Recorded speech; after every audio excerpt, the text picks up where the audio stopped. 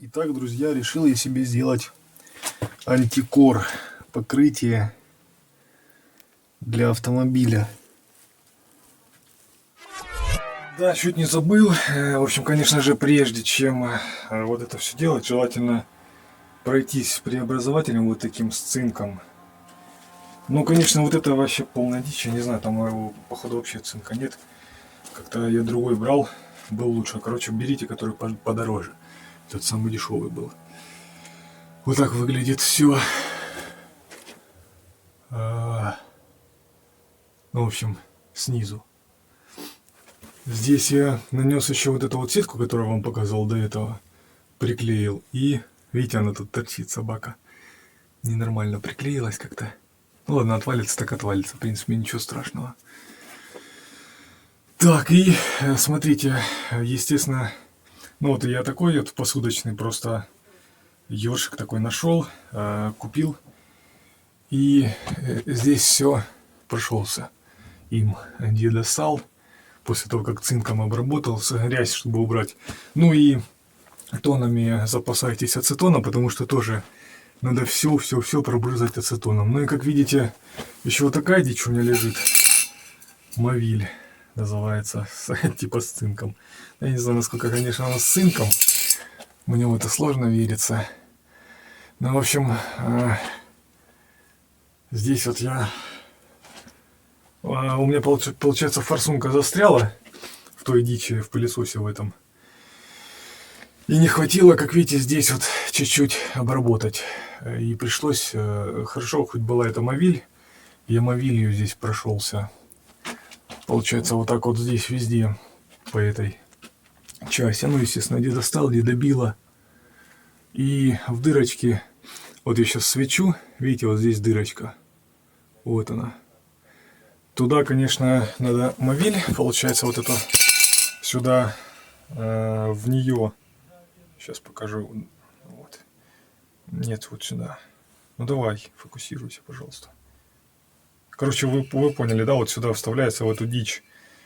Шланочка такая небольшая. Чего она не фокусирует? О. Вот, сюда вставляется она. Где-то она потерялась, я не знаю, я сейчас не знаю. Ну, короче, обычная тоненькая такая шланочка с распылителем на конце. И во все дырочки, где вы увидите, вот я, допустим, здесь увидел дырочку, да? Вот я сейчас свечу на нее. Да что там так фокусируется плохо, вот. Здесь потом где-то там еще чуть-чуть выше есть, наверное. Дальше на этой стороне, ну, аналогично, здесь она и спрятана где-то тут вот, где свечу сейчас. Потом, получается, в самой раме, вот здесь, где свечу сейчас по центру, потом здесь, вот видите, она желтая у меня немножко, ну и, соответственно, здесь зеркально. Вот там вот дырки я эти закрыл, чтобы лишняя вода не поступала. Силиконом тупо засиликонил, ну и по идее оно должно высохнуть и нормально быть, так скажем. И вот в этом рычаге тоже, если у вас будет возможность, туда тоже задувайте. Он тоже имеет эти сквозные отверстия. Соответственно, туда тоже может поступать вода. И, соответственно, нужно тоже ее убирать. Вот так вот оно выглядит.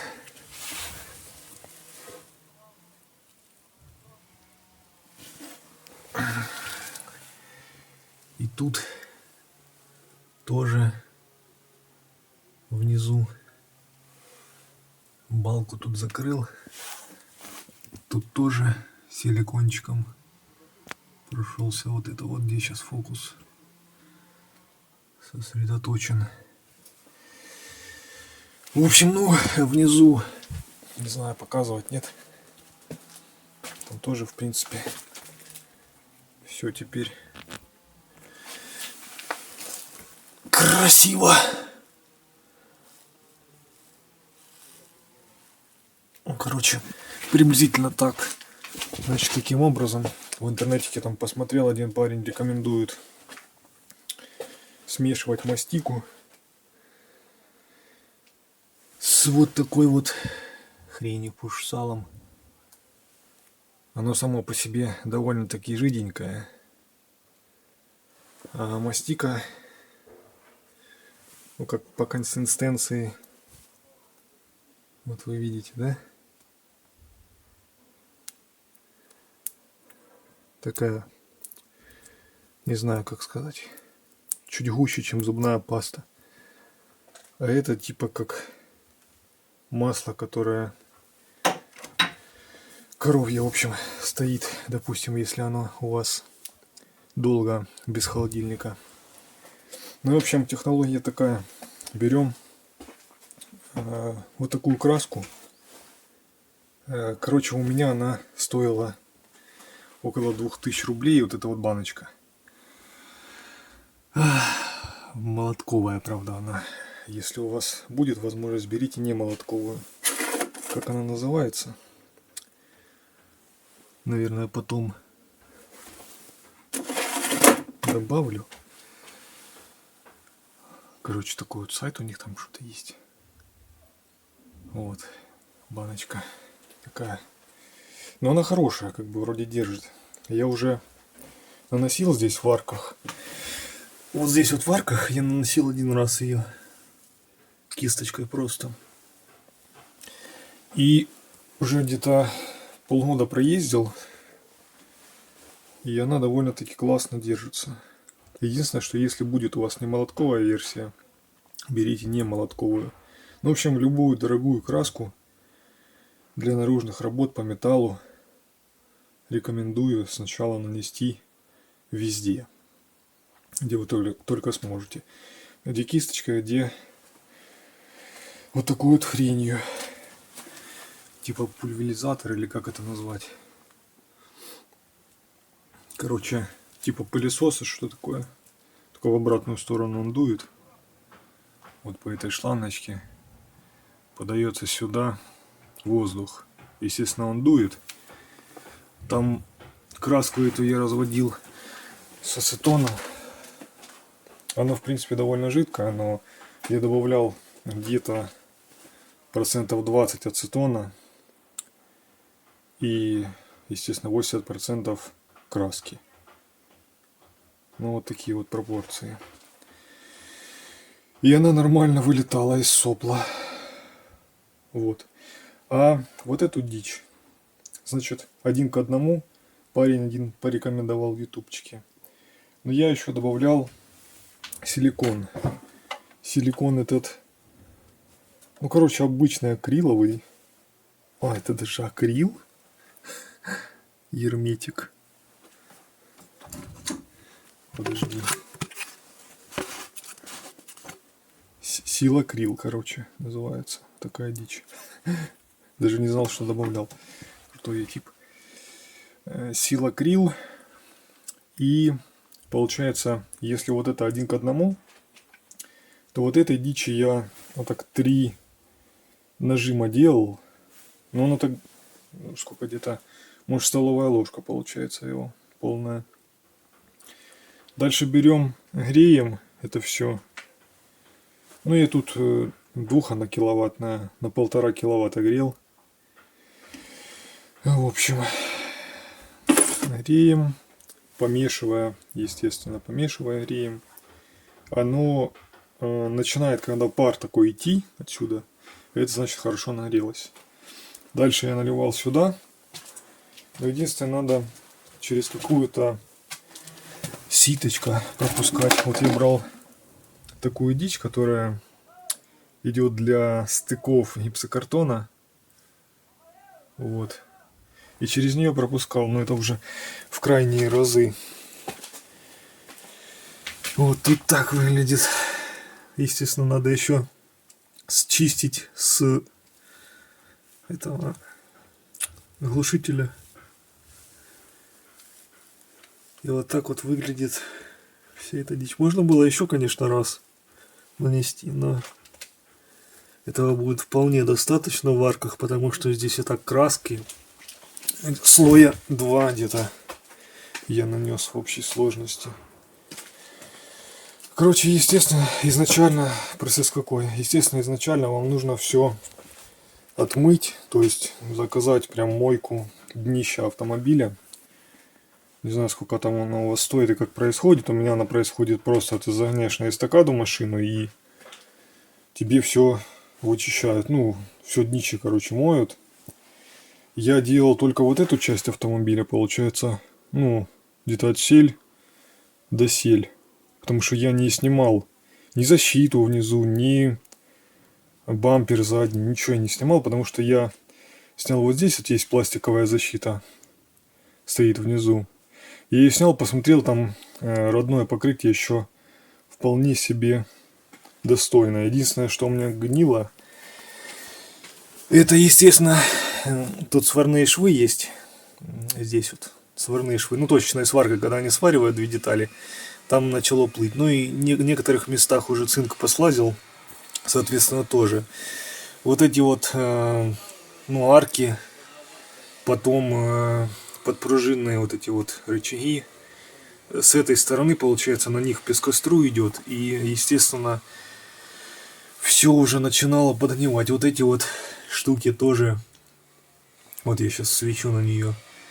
Она начинала хорошенько так уже подгнивать. Ну а там я посмотрел дальше. Там дальше вроде бы все нормально. Так вот, конечно, все это выглядит сейчас. Ну, в общем, технология такая. 1 к 1. Я добавлял силикой акрила этого. Ну, короче, в принципе, можно обычного силикона. Все это мешаешь на 1500, ну, я не знаю, ну, короче, полная мощность от 2 киловатта, а я на 1500 делал, чтобы оно сильно не горело.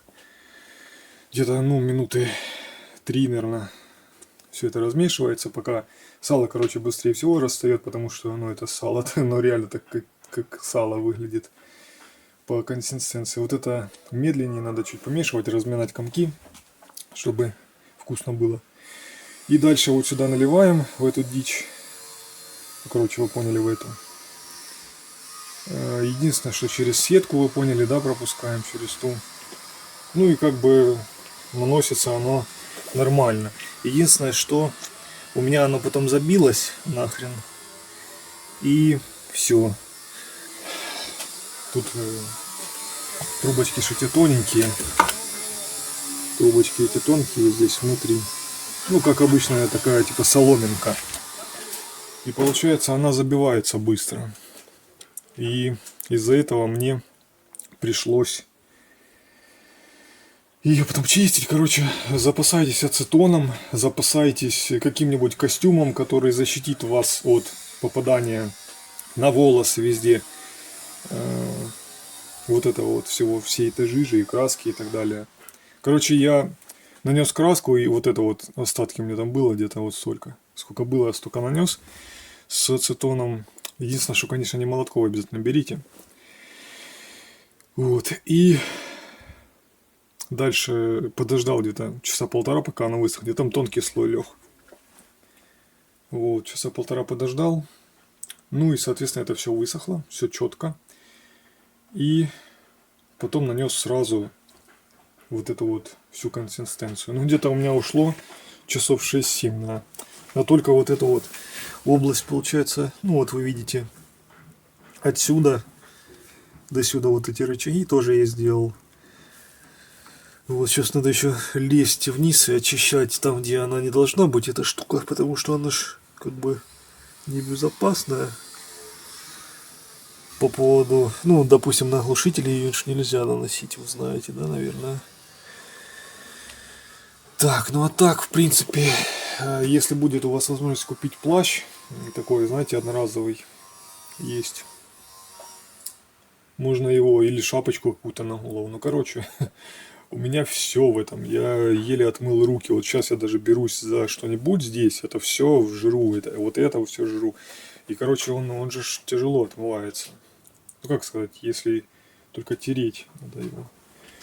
Ну, а так, в принципе, сборка как бы в обратном порядке.